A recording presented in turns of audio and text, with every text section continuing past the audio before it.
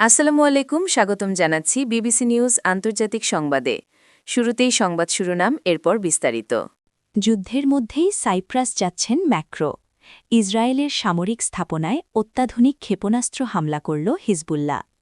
Israeli হামলায় লেবাননে ৮৩ শিশুসহ নিহত ৪০০। ইসরায়েলের বিভিন্ন শহরে ইরানের হামলা, ৩ জন আহত। দর্শক, এতক্ষণ শুনছিলেন সংবাদ শিরোনাম। এখন বিস্তারিত। আপনি যদি ইসরায়েলের ধ্বংস চান এবং মুসলিমদের পাশে থাকেন, তাহলে ভিডিওতে লাইক করে চ্যানেলটি অবশ্যই সাবস্ক্রাইব করে দিবেন এবং আপনার মূল্যবান মতামত অবশ্যই কমেন্টে লিখে জানিয়ে দিবেন। এখন বিস্তারিত। যুদ্ধের মধ্যেই সাইপ্রাস যাচ্ছেন ম্যাক্রো। ইরানে গণহত্যাকারী ইসরায়েল ও তাদের সহযোগী যুক্তরাষ্ট্রের আগ্রাসন শুরু হওয়ার পর পুরো মধ্যপ্রাচ্যে সংঘাত ছড়িয়ে পড়েছে। গত ২৮ ফেব্রুয়ারি থেকে পাল্টাপাল্টি হামলা হচ্ছে তেহরান ও তেলাবিবের মধ্যে। যুদ্ধ এখন আর পারস্য উপসাগর এলাকার মধ্যে সীমাবদ্ধ নেই, ডালপালা মেলেছে সুদূর ভূমধ্যসাগর পর্যন্ত। উত্তেজনার মধ্যেই এই সাগরের দ্বীপরাষ্ট্র সাইপ্রাস ভ্রমণের কথা জানিয়েছেন ফ্রান্সের প্রেসিডেন্ট ইমানুয়েল ম্যাক্রো। কয়েকদিন আগে সাইপ্রাসে ইরানের তৈরি ড্রোন হামলার প্রেক্ষাপটে ফ্রান্স ভূমধ্যসাগরে যুদ্ধজাহাজ মোতায়েন করেছে। সেখানে সমরাস্ত্র পাঠিয়েছে ইতালি, যুক্তরাজ্য। উত্তেজনা ক্রমেই বাড়তে থাকলেও আগামীকাল সোমবার সেখানে যাচ্ছেন ম্যাক্রো। আজ রোববার ৮ মার্চ এ তথ্য জানিয়েছে তার দপ্তর। ইসরায়েলের সামরিক স্থাপনায় অত্যাধুনিক ক্ষেপণাস্ত্র হামলা করল হিজবুল্লাহ।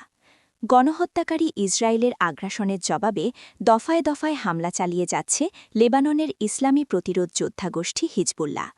এই বাহিনী জানায় তারা আজ রোববার ৮ মার্চ ইসরায়েলি সামরিক স্থাপনা ও উত্তর দিকের শহরগুলোতে বেশ কয়েকটি হামলা চালিয়েছে।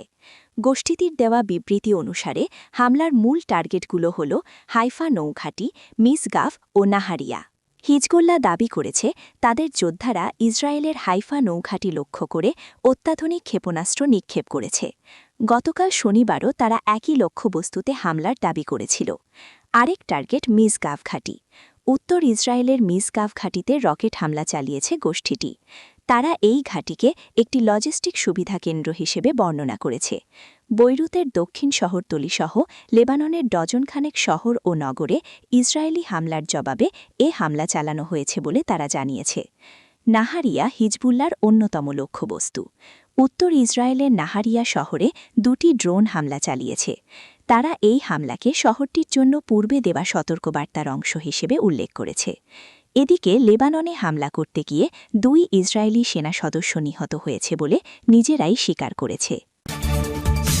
ইসরায়েলি হামলায় লেবাননে ৮৩ শিশুসহ নিহত ৪০০। গণহত্যাকারী ইসরায়েলের হামলায় ধ্বংসস্তূপে পরিণত হচ্ছে প্রতিবেশী লেবাননের গ্রামের পর গ্রাম। ইতোমধ্যে রাজধানী বৈরুতসহ একাধিক শহরের বহু ভবন বিধ্বস্ত হয়েছে। এতে সবচেয়ে বেশি ক্ষতিগ্রস্ত হচ্ছে বেসামরিক নাগরিক এবং স্থাপনা। এ পর্যন্ত ইসরায়েলি আগ্রাসনে ৮৩ শিশুসহ প্রায় ৪০০ মানুষ নিহত হয়েছে বলে জানিয়েছে লেবাননের স্বাস্থ্য মন্ত্রণালয়। সংবাদ সম্মেলনে মন্ত্রণালয় জানায় নিহতের সংখ্যা বেড়ে অন্তত ৩৯৪ জনে দাঁড়িয়েছে। এর মধ্যে ৮৩টি শিশু আছে। প্রাণ হারানোর ব্যক্তিদের মধ্যে ৪২ নারীও আছেন। এতে আরও বলা হয়েছে অন্তত ১১৩০ জন আহত হয়েছেন। রোববার ৮ মার্চ সংবাদ সম্মেলনে লেবাননের স্বাস্থ্যমন্ত্রী রাকান নাসের উদ্দিন এ তথ্য প্রকাশ করেছেন। সংবাদ সম্মেলনে আরও জানানো হয় যে ইসরায়েলি হামলায় এখন পর্যন্ত ৯ উদ্ধারকর্মী নিহত হয়েছেন। এর আগে শনিবার পর্যন্ত নিহতের সংখ্যা ছিল ২৯৪ জন। মাত্র একদিনের ব্যবধানে ১০০ জন বেড়েছে। এদিকে গণহত্যাকারী ইসরায়েল ও তাদের সহযোগী যুক্তরাষ্ট্র গত ২৮ ফেব্রুয়ারি যৌথভাবে ইরানে হামলা চালায়। এরপর সংঘাত ছড়িয়ে পড়েছে পুরো মধ্যপ্রাচ্যে। এই যুদ্ধ চলমান থাকা অবস্থায় লেবাননে হামলা চালায় ইসরায়েল। এরপর থেকে লেবাননে শিয়া সমর্থিত ইসলামী প্রতিরোধ যোদ্ধা গোষ্ঠী হিজবুল্লাহ ও ইসরায়েলি বাহিনীর মধ্যে হামলা পাল্টা হামলার ঘটনা ঘটছে। ইসরায়েলের বিভিন্ন শহরে ইরানের হামলা, ৩ জন আহত। দখলদার ও উগ্র ইহুবাদী ইসরায়েলের বিভিন্ন শহর লক্ষ্য করে হামলা চালিয়েছে ইরান। এতে ইসরায়েলের ৩ জন আহত হয়েছেন।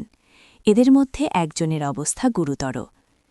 ইরানের হামলার বিষয়টি ইসরায়েলের সামরিক বাহিনীও স্বীকার করেছে। খবর আল জাজিরা। ইসরায়েলের উদ্ধারকারীরা জানিয়েছেন ইরান থেকে দখলদার ইসরায়েল লক্ষ্য করে ক্ষেপণাস্ত্র ছোড়া হয়েছে। হামলার পর ৩ ব্যক্তিকে আহত অবস্থায় উদ্ধার করা হয়েছে। এই ব্যক্তিদের মধ্যে একজনের অবস্থা গুরুতর। উদ্ধারকারীরা জানায়, আহতদের মধ্যে ৪০ বছর বয়সী এক ব্যক্তির অবস্থা আশঙ্কাজনক। অন্য দুজনের মধ্যে ২৫ বছর বয়সী এক ব্যক্তির অবস্থা মাঝারি ধরনের, আর ৫৬ বছর বয়সী অপর ব্যক্তি হালকা আঘাত পেয়েছেন। এই ঘটনার স্থান এবং বিস্তারিত পরিস্থিতি সম্পর্কে আর অতিরিক্ত কোনো তথ্য পাওয়া যায়নি। তবে উদ্ধারকারীরা জানিয়েছেন, শার্পনেলের বোমা, শেল, মাইন বা গ্রেনেড বিস্ফোরণের ফলে তীব্রগতিতে ছড়িয়ে পড়া ধাতব টুকরো আঘাতে তারা আহত হয়েছেন। এদিকে ইরানের ৪টি তেলের ডিপো এবং একটি পেট্রোলিয়াম পরিবহন কেন্দ্রে ভয়াবহ বিমান হামলা চালিয়েছে যুক্তরাষ্ট্র ও ইসরায়েলের বিমানবাহিনী। শনিবার রাতের এই হামলায় অন্তত ৪ জন নিহত হয়েছেন এবং জ্বালানি স্থাপনাগুলোর গুরুতর ক্ষতি হয়েছে বলে জানা গেছে। এই হামলার ফলে ইরানের জ্বালানি সরবরাহ ব্যবস্থায় বড় ধরনের প্রভাব পড়ার আশঙ্কা করা হচ্ছে।